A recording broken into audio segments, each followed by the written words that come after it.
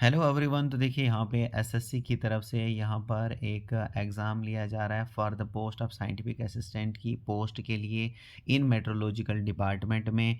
ठीक है जी, इसके लिए एसएससी यहाँ पे एग्ज़ाम कंडक्ट कर रहा है, तो उसी के रिगार्डिंग इन्होंने यहाँ पे नोटिस निकाला है। ठीक है, इस नोटिस में क्या लिखा है, सबसे पहले देखिए यहाँ पे कि भाई इन पोस्टों के लिए, साइंटिफिक असिस्टेंट की पोस्टों के लिए आप फॉर्म जो है 30/9 से स्टार्ट हो चुके हैं, 18/10 तक लास्ट, 18/10/2022 लास्ट डेट रहने वाली। यानी अभी भी आपके पास टाइम है कि आप इसके लिए यहाँ पे फॉर्म जो है भर सकते हैं। ठीक है जी। यहाँ पे और क्या लिखा है जी, यहाँ पे देखिए जी, last date for payment through challan. अगर लास्ट डेट आप पेमेंट थ्रू चालान करते हैं आप, तो यहाँ पे 20/10 तक आप यहाँ पे कर सकते हैं। अच्छा जी, date of window for application form का, एप्लीकेशन फॉर्म को अगर आप करेक्ट करना चाहते हैं तो यहाँ पे डेट रहेगी 25/10/2022। ठीक है, 25/10/2022 को यहाँ पे डेट ऑफ विंडो है, यानी विंडो ओपन रहेगी फॉर्म को करेक्शन करने के लिए। इसके अलावा जी यहाँ पर ये जो पेपर रहेगा, इसकी डेट दी गई है इन्होंने कि दिसंबर 2022 में ये जो हमारे पास पोस्ट है, इसके लिए एग्ज़ाम जो है कंडक्ट कराएंगे एसएससी, इसके लिए साइंटिफिक असिस्टेंट की पोस्ट के लिए जो यहाँ पे मेट्रोलॉजिकल डिपार्टमेंट के अंदर इनको चाहिए। तो इसके लिए ये दिसंबर 2022 में एग्ज़ाम जो है इसके लिए कंडक्ट करेगा। ठीक है जी, इसके लिए कुछ इंपॉर्टेंट यहाँ पर और बात कर लेते हैं। जैसे कि यहाँ पे देखिए, यहाँ पे लिखा है कि स्टाफ सिलेक्शन कमीशन यानी एसएससी ये कंडक्ट करता है एग्जामिनेशन। ये एग्ज़ाम जो है एसएससी कंडक्ट करता है इस पोस्ट के लिए, साइंटिफिक असिस्टेंट की पोस्ट के लिए इन इंडिया मेट्रोलॉजिकल डिपार्टमेंट के अंदर। ग्रुप बी की पोस्ट रहने वाली है, non gazetted non ministerial post रहने वाली है, और लेवल 6 के हिसाब से आपको जो है वो पे मिलेगी इसके लिए। इसके अलावा हम कुछ और इम्पॉर्टेंट बात कर लेते हैं। तो यहाँ पे देखिए, जो टेंटेटिव वैकेंसीज़ इन्होंने यहाँ पे शो कराई है वो 990 कराई है। यानी कि ये इंक्रीज़ भी हो सकती है, डिक्रीज़ भी हो सकती है, यानी बढ़ भी सकती है और घट भी सकती है। तो यहाँ पे फ़िलहाल के लिए उन्होंने लिखा है ये टेंटेटिव वैकेंसीज़ हैं, जो कि लगभग 990 वैकेंसीज़ हैं। ठीक है जी। इसके अलावा इन क्या चाहिए इसके लिए, तो एज लिमिट क्या चाहिए इसके लिए, 30 साल से ऊपर आप नहीं होने चाहिए। अगर 30 साल तक आप हैं तो आप इसके लिए इन पोस्टों के लिए फॉर्म को भर सकते हैं। लेकिन अगर आपकी कोई कैटेगरी आती है तो आपको यहाँ पर कुछ एज में रिलैक्सेशन मिल जाती है। यहाँ पे आप चेक कर सकते हैं अपनी कास्ट के अनुसार। ठीक है जी, अपनी कैटेगरी के अनुसार आके चेक कर सकते हैं कि आपके लिए कितनी यहाँ पे एज में रिलैक्सेशन दिया गया है। ठीक है जी। उसके अलावा हम यहाँ पर अगर और कुछ इंपॉर्टेंट बात कर लेते हैं, तो यहाँ पे इंपॉर्टेंट क्या है, अ, थोड़ा-सा और देख लेते हैं नीचे। यहाँ पे एसेंशियल क्वालिफ़िकेशन यानी इसकी इन इन पोस्टों के लिए आपकी जो क्वालिफ़िकेशन है वो क्या होनी चाहिए। तो देखिए जी, यहाँ पे बैचलर डिग्री अगर आपकी साइंस में है, या फिर कंप्यूटर साइंस में अगर आपकी बैचलर डिग्री, इंफॉर्मेशन टेक्नोलॉजी के अंदर आपकी बैचलर डिग्री है, या कंप्यूटर एप्लीकेशन में आपकी बैचलर डिग्री है, तो आप इन पोस्टों के लिए यहाँ पे फॉर्म भर सकते हो। या फिर अगर इसके अलावा आपने डिप्लोमा किया है इलेक्ट्रॉनिक्स में एंड कम्युनिकेशन इंजीनियरिंग में किसी भी रिकॉग्नाइज इंस्टीट्यूशन से, तो आप इन पोस्टों के लिए भर सकते हो। इसके अलावा यहाँ पे कुछ नोट्स में इन्होंने लिखा है, यहाँ पे देखिए नोट फर्स्ट, नोट सेकंड और नोट थर्ड में इन्होंने क्या लिखा है जी, कि अगर आपने डिग्री या डिप्लोमा किया हुआ है तो आपको 60% मार्क्स होने चाहिए जी, वो ठीक है, 60% मार्क्स कम से कम होने चाहिए। फिर लिखा है इन्होंने द क्वालिफाइंग डिग्री या डिप्लोमा जो आपने किया होगा, तो वो 3 साल का होना चाहिए, और वो भी 12वीं के बाद किया होना चाहिए। तीसरे नंबर पर इन्होंने क्या लिखा है, applicant must have passed N+2 यानी 12वीं पास आपका होना ही होना चाहिए किसी भी रिकॉग्नाइज्ड बोर्ड से, या फिर equivalent in science with physics, या फिर इक्विवेलेंट इन मतलब बराबर होना चाहिए साइंस के विद फिजिक्स एंड मैथमेटिक्स, आपके कोर सब्जेक्ट रहने चाहिए। ठीक है जी। इसके अलावा कुछ और इंपॉर्टेंट बात कर लेते हैं। थोड़ा सा नीचे स्क्रॉल होने के बाद लिखा है कि कैसे आप इन पोस्टों के लिए अप्लाई आप कर सकते हैं। तो इसके लिए आपको जाना पड़ेगा ssc.nic.in। तो यहाँ पर जाकर इन पोस्टों के लिए आप अप्लाई कर सकते हैं। देखिए यहाँ पे ये लिखा है ना, वेबसाइट दी हुई है यहाँ पे एसएससी की, ssc.nic.in। यहाँ पे जाएंगे आप, तो आप इन पोस्टों के लिए आसानी के साथ अप्लाई कर सकते हैं। इसके अलावा बहुत सारी चीज़ें यहाँ पे दी गई हैं, मैं आपको कुछ इंपॉर्टेंट बता रहा हूँ। देखिए फ्रेंड्स, यहाँ पे एप्लीकेशन फ़ीस बताई गई है कि इसकी इन पोस्टों के लिए एप्लीकेशन फ़ीस आपकी क्या रहने वाली है।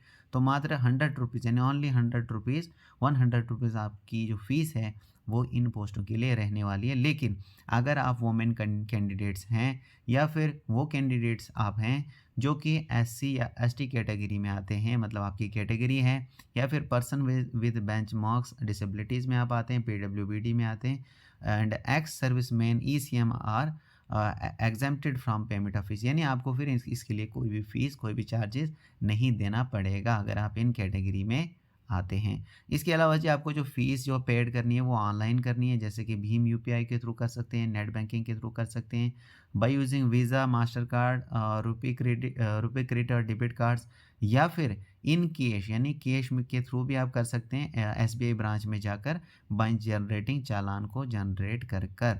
ठीक है जी। इसके अलावा कुछ और इम्पोर्टेंट बात कर लेते हैं जी। तो सेंटर ऑफ एग्जामिनेशन यानी कि आपका जो सेंटर है, एग्ज़ाम जो आप देंगे वो आपके कहाँ पे रहने वाला है, तो आपको यहाँ पे चूज़ करना है। जब आप एप्लीकेशन फॉर्म को फिल करेंगे तो आप यहाँ पर चूज़ करेंगे कि आपको कौन सी जगह पर आपको जाना है और एग्ज़ाम देना है। तो लगभग यहाँ पे आपको हर जगह यहाँ पर सेंटर मिलेगा, आप यहाँ पे चेक कर सकते हैं और वहाँ पे फॉर्म फिलअप करते समय अपनी चॉइस से यहाँ पर एग्ज़ामिनेशन सेंटर को भर सकते हैं। ठीक है जी। तो ये लगभग देखिए ईस्टर्न रीजन हो गया।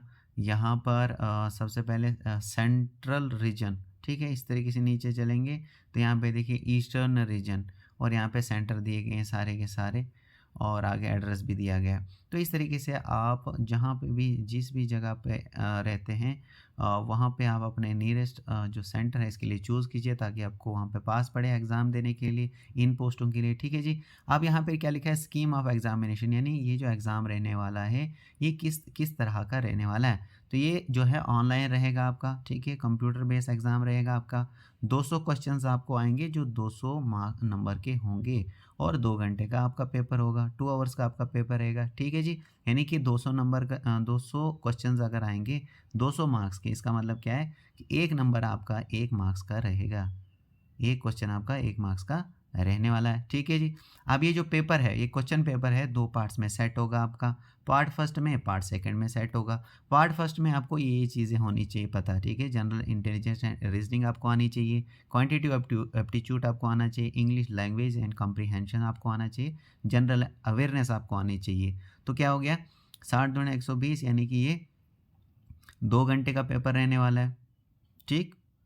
2 घंटे का पेपर रहने वाला है। 2 घंटे का मतलब पेपर फर्स्ट और पेपर सेकंड दोनों मिला के ये 2 आवर्स का आपका रहने वाला है, यानी 120 मिनट का रहने वाला है। समझ में आ रहा है? यहाँ पे देखिए पेपर फर्स्ट में ये सारी चीज़ें आपको आनी आनी चाहिए और पेपर सेकंड में आपको फिज़िक्स या computer science and information technology या फिर इलेक्ट्रॉनिक्स एंड कम्युनिकेशन इंजीनियरिंग आपको मतलब ये जो है ये सारी चीज़ें इसमें पता होनी चाहिए और इसमें से आपको 100 क्वेश्चंस आएंगे, 100 क्वेश्चंस आपको सेट होंगे और ये 100 मार्क्स के रहेंगे और दोनों का यहाँ पे भी आपके पास 60 मिनट दिया जाएगा, 1 घंटा इसको इसमें, 1 घंटा पेपर फर्स्ट में, 1 घंटा पेपर सेकंड में दिया जाएगा, तो कुल मिला के 2 घंटे हो गए। ठीक है जी। और यहाँ पे देखिए कि यहाँ पे जो है ये एग्जामिनेशन जो है ये ऑब्जेक्टिव टाइप रहने वाला है, मल्टीपल चॉइस क्वेश्चन सिर्फ रहने वाले हैं आपके और क्वेश्चन जो है आपको बहुत सेट होंगे, इंग्लिश और हिंदी में दोनों में सेट होंगे एक्सेप्ट फॉर यानी question except for questions of English language and comprehension यानी इंग्लिश लैंग्वेज और कॉम्प्रिहेंशन के अलावा सारी चीज़ें इसमें इंग्लिश और हिंदी में सेट हो जाएंगी। और लिखा है कि जी इसमें आपको इस एग्जामिनेशन में आपको 0.25 की नेगेटिव मार्किंग भी रहेगी फॉर ईच रॉन्ग आंसर। ठीक है जी। तो ये चीज़ें आपको ध्यान में रखनी है और अपना जो पेपर है उसको सॉल्व करना है। इसके अलावा यहाँ पे देखिए जी सिलेबस दिया गया है, तो सिलेबस में मतलब क्या-क्या चीज़ें आपने तैयार करनी है, जैसे for example general intelligence and reasoning है, तो इसमें क्या-क्या चीज़ें आपको तैयार करनी है ये जो पोस्ट है, इस पोस्ट के लिए ये जो सिलेबस दिया गया है, इसमें से आप यहाँ पे देख सकते हैं क्या-क्या चीज़ें आपको तैयार करनी है। ये सारी चीज़ें आप पूरे सिलेबस को यहाँ पे आप चेक कर सकते हैं। ठीक है जी। ये सारी चीज़ें हो गई। तो एक बार मैं फिर से आपको बताता हूँ, आप इस पूरी लिस्ट को एक बार यहाँ पर रीड कर लीजिए, सारी चीज़ें रीड कर लीजिए, ठीक है? पूरी पीडीएफ को आप रीड कर सकते हैं। मैं आपको एक बार फिर से याद दिला देता हूँ कि इन पोस्टों के लिए जो साइंटिफिक असिस्टेंट की जो पोस्ट है जो कि मेट्रोलॉजिकल डिपार्टमेंट के अंदर है, मेट्रोलॉजिकल डिपार्टमेंट में है, तो इसके लिए जो लास्ट डेट अभी आपकी है, वो है 18/10/2022 तक। ठीक है? और डेट ऑफ सबमिशन यानी स्टार्ट हो चुकी है ये यहाँ पे देखिए date of submission of online application, यानी ऑनलाइन इसके लिए फॉर्म जो है स्टार्ट तो हो चुके हैं 30 तारीख से, लेकिन अभी इसकी जो लास्ट डेट है वो 18/10/2022 तक रहने वाली है, यानी कि आप इन पोस्टों के लिए अप्लाई कर सकते हैं। तो इन पोस्टों के लिए आप ज़रूर अप्लाई करें। So thank you very much.